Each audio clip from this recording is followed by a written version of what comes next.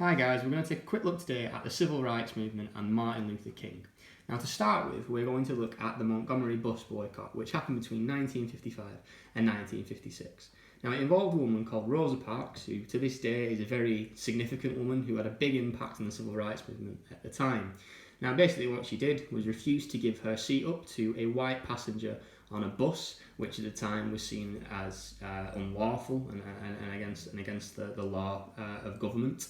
So she was arrested. There was a huge outcry from the African American community and members of the white community as well. And they started to say basically we're not going to use the buses until this is sorted. Now, this got Martin Luther King quite a lot of publicity at the time because he started to do speeches and, lead protests, and 10 to 15,000 people actually showed up to see one of his speeches, meaning he was getting his name on the map a little bit.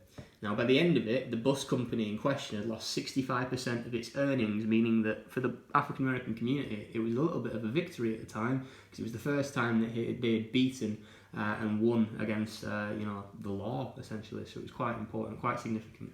Now this ties into this idea called direct action, which is basically the idea that you can't just sit back and let something happen. You have to get up and make a change, you get involved. Now Martin Luther King was very, very set on the idea that this should be done in a non-violent way. So he set up organisations to train protesters in non-violent tactics, to basically not allow situations to escalate into violence, to keep themselves safe. It inspired many university students to get involved in the civil rights struggle, and partly because Martin Luther King was the head of the Southern Christian Leadership Conference, which got very involved in the civil rights movement and Martin Luther King's image and popularity. Now, this idea of direct action eventually fed into something called sit-ins, which took place from the start of 1960. Now, they started in a place called Greensboro, North Carolina.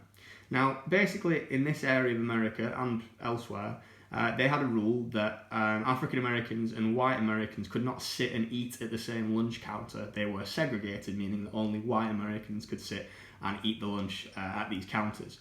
Basically, what happened was African American students started to go into these diners and just sit at the diner bar and just refuse to move. Despite being told again and again and again to get out, or the police would be called.